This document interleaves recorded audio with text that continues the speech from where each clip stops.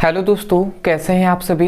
उम्मीद करता हूं आप सभी बहुत ही अच्छे होंगे। तो आज का ये वीडियो बहुत ही इंपॉर्टेंट होने वाला है उन सभी विद्यार्थियों के लिए जो इस बार बोर्ड एग्जाम दे रहे हैं। तो यदि आप क्लास 12th में हैं और रसायन विज्ञान में कुछ भी नहीं पढ़े हुए हैं तो इससे पहले हमने जो वीडियो बनाया है उसको आप देख लीजिए और इस वीडियो को आप देख लीजिए। इन सभी वीडियो में जो भी टॉपिक आपको बताया जा रहा है केवल इतना टॉपिक को आप तैयार कर लीजिए, आपको बहुत ही अच्छे नंबर से आप पास हो जाएंगे। तो चलिए हम देख लेते हैं। तो ये वेरी इंपॉर्टेंट क्वेश्चन है, इन सभी को आपको तैयार करना है और ये सभी क्वेश्चन आपके 4 नंबर के, 5 नंबर के और 7 नंबर के हैं। ठीक है, 4, 5 और 7 नंबर के ये सभी क्वेश्चन है। इससे पहले वाली वीडियो में हमने 2 नंबर, 3 नंबर, 4 नंबर वाले सभी क्वेश्चन को कराया था। ठीक है, और जो क्वेश्चन 4 नंबर वाले कुछ छूट गए थे उसमें हम इस वीडियो में बता रहे हैं। तो इन सभी को आपको तैयार करके ही जाना है। अभी हम अंत में बताएंगे कि आप कैसे इन सभी को आप पढ़ सकते हैं,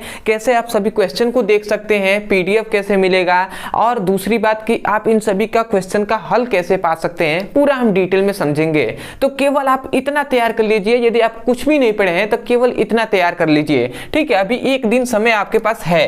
तो सबसे पहला क्वेश्चन आता है कि फ्रेंकल दोष और शॉटकी दोष क्या होता है। अब फ्रेंकल दोष और शॉटकी दोष क्या होता है, इनका परिभाषा क्या होता है और इन दोनों का अंतर क्या होता है, ये आपको तैयार कर लेना है। सबसे पहला आपका क्वेश्चन है। ठीक है, दूसरा आता है कि वैद्युत रासायनिक श्रेणी। अब वैद्युत रासायनिक श्रेणी क्या होता है, वैद्युत रासायनिक श्रेणियों की विशेषताएं क्या होती हैं, पूरा आपको इसको डिटेल में बताना है। ये सभी हमने टॉपिक पढ़ा दिया है। ठीक है, अंत में हम बताएंगे। ठीक है, अगला आता है तीसरा आपका क्वेश्चन है कि रासायनिक अभिक्रिया के वेग को प्रभावित करने वाले कारक। मतलब जो रासायनिक अभिक्रिया का जो वेग होता है उसको प्रभावित करने वाले कारक कौन कौन से हैं। इस क्वेश्चन को बहुत तरीके से घुमाकर पूछा जाता है। इसी क्वेश्चन को आपको कह देगा कि रासायनिक अभिक्रिया के वेग को प्रभावित करने वाले कारक लिखिए, ऐसे कह देगा। या आपको ऐसे कह सकता है कि रासायनिक अभिक्रिया के वेग को ताप, दाब और जो क्या होता है ताप, दाब को प्रभावित करने वाले कारकों के बारे में स्पष्ट कीजिए। ऐसे आपको बहुत तरीके से क्वेश्चन घुमाकर पूछा जाता है। यदि आप क्वेश्चन प्रीवियस ईयर के क्वेश्चन को देखे होंगे तो आपको ये भी क्वेश्चन आपको मिला होगा, आपको पता भी होगा। यदि नहीं देखे होंगे तो आप ध्यान से देखिए। अगला आता है कि निम्नलिखित पदों को परिभाषित कीजिए। ये जो है इस पे परिभाषा आपको लिखने के पूछ लिया जाता है और ये सभी 2-2 नंबर में पूछे जाते हैं। पहला है मोल अंश। मोल अंश क्या होता है, ठीक है, मोलरता क्या होता है, मोललता क्या होता है और जो क्या होता है द्रव्यमान प्रतिशत क्या होता है।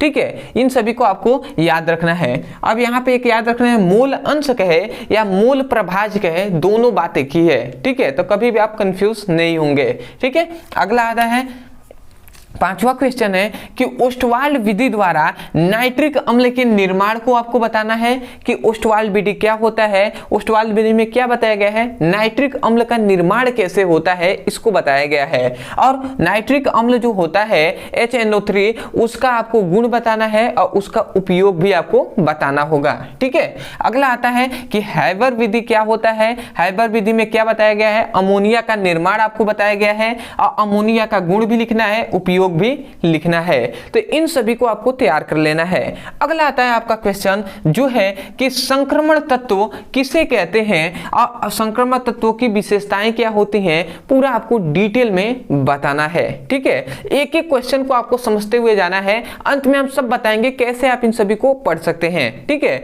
और इन सभी को केवल आपको 2 वीडियो में जो बताया गया है, इस वीडियो में जो बताया जा रहा है ये क्वेश्चन, इससे पहले जो 3, 4 और 5 ये सभी क्वेश्चन बताए गए हैं इतने नंबर के, यही 2 क्वेश्चन जो 2 वीडियो को देख लीजिए और इन्हीं से आप तैयार कर लीजिए, आपको फुल टू फुल मार्क्स मिलेंगे। ठीक है, अगला आता है आपका जो है 8वां क्वेश्चन कि एक दंतुक लिगेंड्स और द्विदंतुक लिगेंड्स क्या होते हैं, इनका परिभाषा क्या होता है, एग्जाम्पल क्या होता है और बहुत दंतुक लिगेंड्स क्या होते हैं, ये सभी को आपको तैयार कर लेना है। ठीक है, और लिगेंड्स क्या होते हैं ये भी आपको तैयार कर लेना है। अगला आता है कि लेंथेनाइड संकुचन, लेंथेनाइड संकुचन कहे या लेंथेनाइड आकुचन कहे, दोनों बात एक ही है। तो ये वेरी इंपॉर्टेंट है, तो इसको आपको तैयार कर लेना है कि ये क्या होते हैं, इनका परिभाषा, एग्जाम्पल, लेंथेनाइड आकुचन, सब उसको डिटेल में आपको बताना है।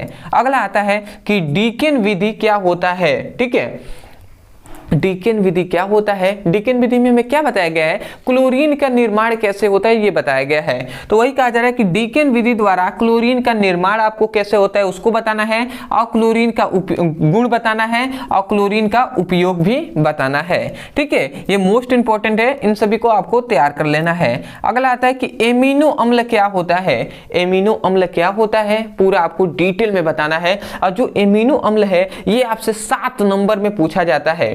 ठीक है, तो इसको आपको तैयार कर लेना है। अगला आता है 12वां क्वेश्चन, जो है कि प्रोटीन की द्वितीयक संरचना को बारे में बताना है कि द्वितीयक संरचना क्या होता है, पूरा आपको डिटेल में बताना है, प्रोटीन की द्वितीयक संरचना।